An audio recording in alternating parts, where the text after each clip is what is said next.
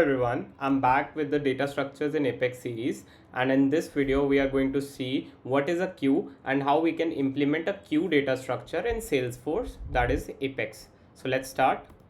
Starting with the basics, what is a queue data structure? A queue can be considered as a real life queue where people who are in the queue, who enter the queue first, are served first. Let's say there is a sale going on and you're going to the mall, and there is a line you entered, and that line is called as a queue. So the person who entered that line first will enter the sale first. So that is the same principle that is followed here. That is, a queue follows the principle of first in, first out, FIFO principle. So queues are open at both ends, unlike stacks which are open at only one end, that is the top. So the insertion happens, so if you remember in my stack video I told you insertion and deletion happens only from one end in a stack, that is the top. While in the queue, the insertion happens from the rear end while the deletion happens from the front end. So I'll show you a visualization. So basically we can call the insertion as an NQ operation in programming terminology, and we can call the removing of an element or deletion in a queue as DQ operation. So let me show you the visualization. This is the NQ operation which I am showing in the first line. So we have one element present in the queue and we NQ the element number 2. So at the rear end we have 2 at the top. Now we NQ 3. So now 3 is at the top element, and similarly it goes on. Now when we do a DQ operation, the element that was inserted first will be removed first. So since 1 was inserted first, so 1 is removed first.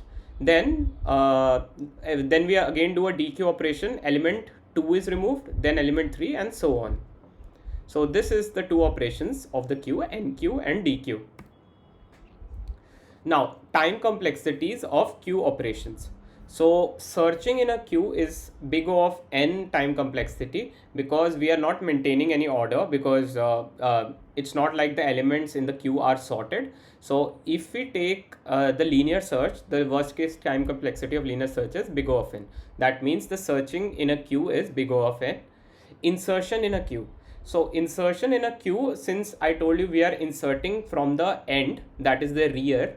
So insertion in a queue is big O of 1, that is constant time. Since will be implementing the queue using an array. So we can implement queue using two types, that is array and linked list. So let's talk about the third operation, that is deletion in a queue, that is the DQ operation. So the DQ operation is a big O of n time complexity operation when we implement queue using an array. When we remove an element from the front of the array, that is the first element, we have to shift all the elements to the left. So that is a big O of n time complexity operation when implemented using an array. So a mind teaser for you, our homework as well. Can you think of a way so that we can improve the time complexity of deletion in a queue? Like we can make the time complexity any better. So think about it and comment on my video.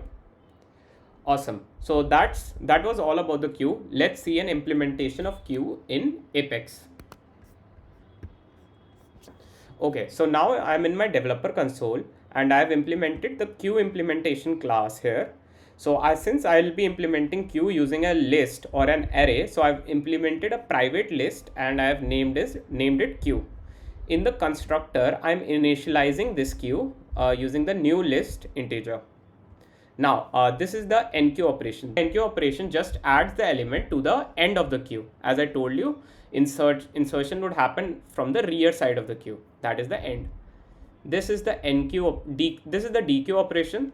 So DQ operation means deletion. So deletion would happen from the front of the queue.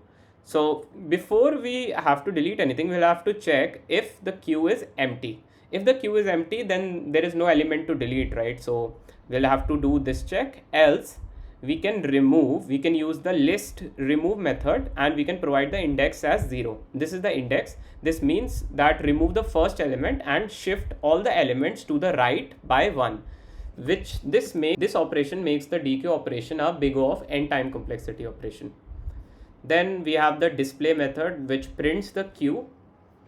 And finally we have the front element. Which element is in the front of the queue? That element would be deleted first. So we can find the front of the queue using queue of 0, since we are using a list to implement the queue. Now let me go to developer console and let's see.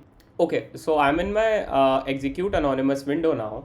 So I have initialized the queue implementation class object, and then I am an enqueue operation and inserting the IA elements which is present in these elements.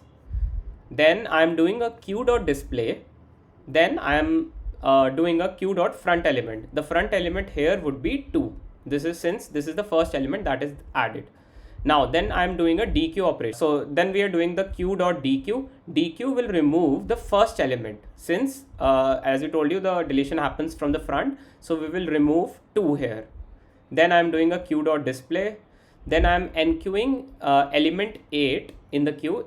Element 8 would be added after 7 here, and then finally I am doing the queue.display. So let's click on execute and see the output. Display only, debug only.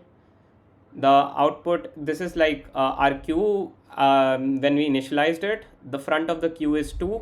Then we did a DQ operation. You can see after doing a DQ operation, 2 has been removed since it was in the front of the queue. Now the queue is 3, 4, 1, 7.